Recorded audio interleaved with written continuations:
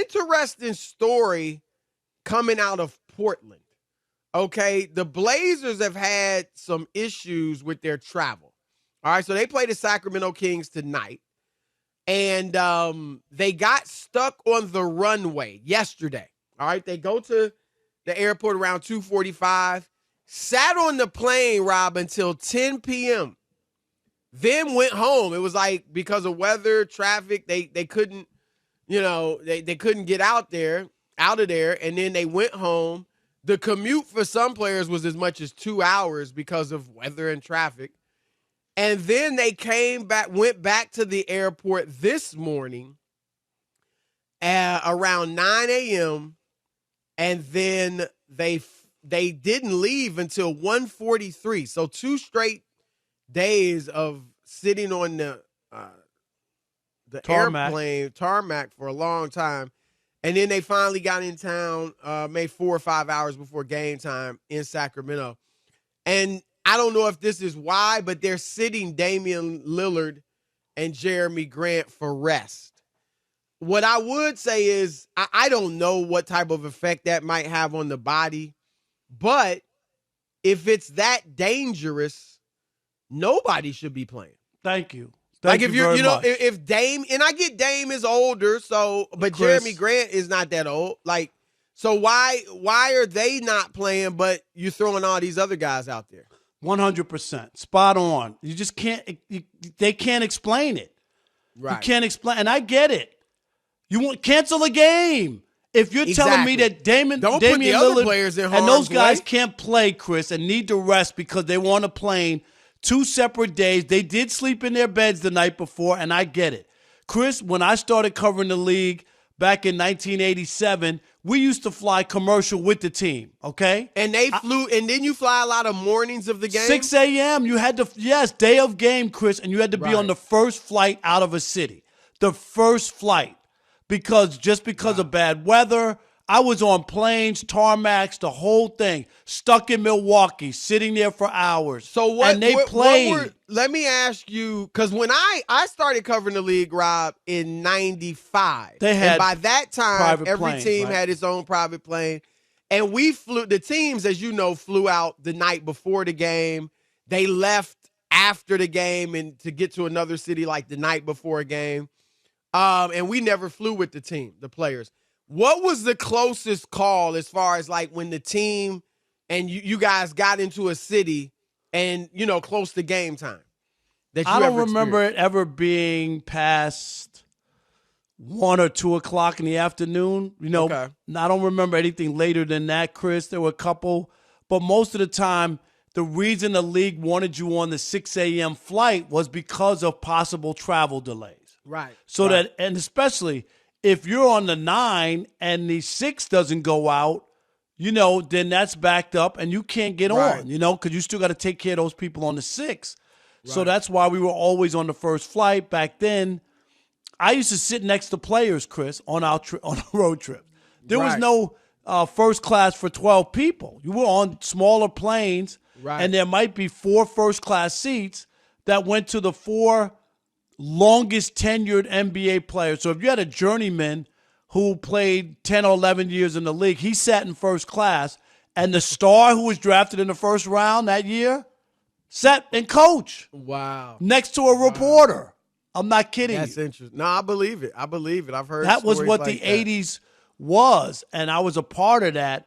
So I'm with you. I don't have an issue if you're resting them because they've been through hell and you don't think it's good for them to play. Everybody should be off. Cancel the whole damn game and give everybody a chance. Players you throwing out there gets hurt. And Rob, keeping it real, I think they could play. I'm just saying, I assume that's the reasoning that the Blazers will give, right? Of course they could play. Yeah, I think you can get out there and play. And Rob, here's what I want to get at. We've talked about the pampering of today's players, whether it's basketball or baseball. And we see no evidence of it helping the players stay healthy. Because people keep getting hurt. Without a non-scientific view, Rob, would tell us guys are getting hurt more. We don't have the data. I can't show you data that says pitchers get hurt more or NBA players get hurt more today, but it certainly seems that way. It certainly seems that way with all this rest and pampering and babying and all that. But here's the point I really want to get to, Rob. The Portland Trailblazers, who have shown no inkling of tanking, who have shown no desire to not win as many games as they can, are fighting for their playoff lives. They are the 12th seed in the Western Conference. They are a half a game out of the play-in. They are 1.5 games ahead of the Lakers, who we know are going hard for a play-in spot. Well, I keep hearing coaches and players of these teams say that every game going forward counts. We can't have any slip-ups. It's a playoff atmosphere. Every night is a game 7. And yet here you are sitting out 2 of your best players, including your absolute best player. What, don't you need this game? They need this game, Rob. What are we doing? Big time do they need this game, and to just arbitrarily go, well, they were on inconvenience, so let's sit down the best players and let them rest. I mean, this whole rest thing, Chris, and I get it. Is Damien Lillard 55? Am I missing something?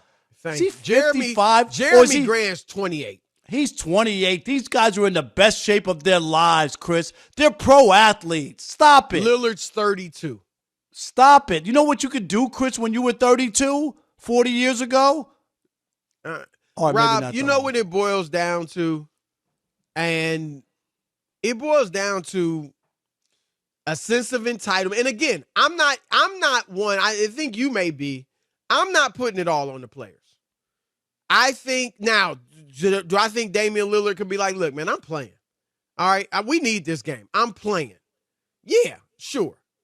But I'm not putting it all on the players. I'm putting some of it on these teams, these trainers, these owners, whoever from on high is calling a lot of these shots.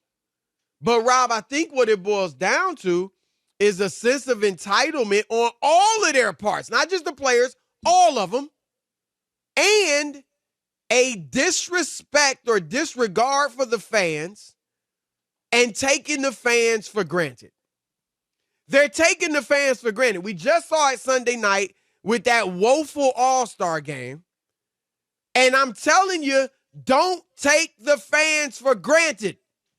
Stop it. If they turn on you, you're in trouble.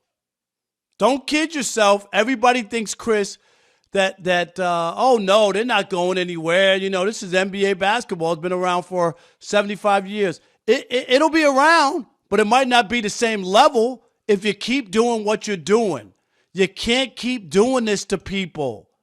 At some point, the way that they turned off the All-Star game, Chris, and made it the worst ever, yeah. You think if you're Adam Silver and the NBA Chiefs and you're sitting in Manhattan at the NBA office and you look at what transpired, you think that they're going to shrug and go, oh, well, we're not affected by anything. Do you think so? No. And I'm saying this as a person that cares about the future of the NBA. Things change, Rob, in this country. Tastes change. There was a time when horse racing was the most popular sport in the world. Big time. There was actually a time when blacks dominated horse racing, when most of the jockeys were African Americans. That's where you get the little lawn jockey, things that some people used to have in front of their house that now is viewed as racist. There was a time when boxing was king. Rob, baseball, yes, still popular and all that, making money. Baseball used to be king. Now it's football. People's taste will change. And I'm just saying, if we're getting tired of it, if I'm getting tired of looking forward to a big game being on NBA TV basketball, only to have I've been around rest, right. Then what is the casual fan doing? It's just, y'all need to wake up, man. Adam Silver and the Players Association need to do something about this. And Rob, rightly or wrongly, the players are going to be the ones that are criticized by the fans mostly.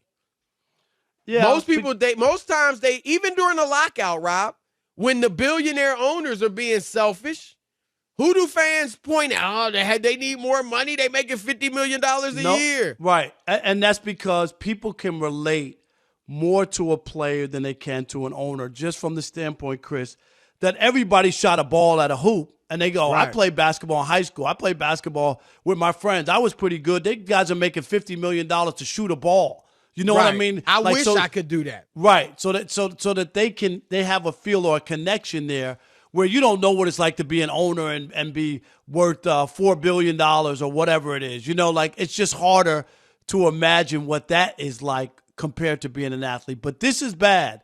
And right off the break of the All-Star break, it's just like you just had a week off. You just had a week off. What is the rest We for? just watched guys participate in foolish exhibitions. But you can't come out and play a real game that counts? Come on.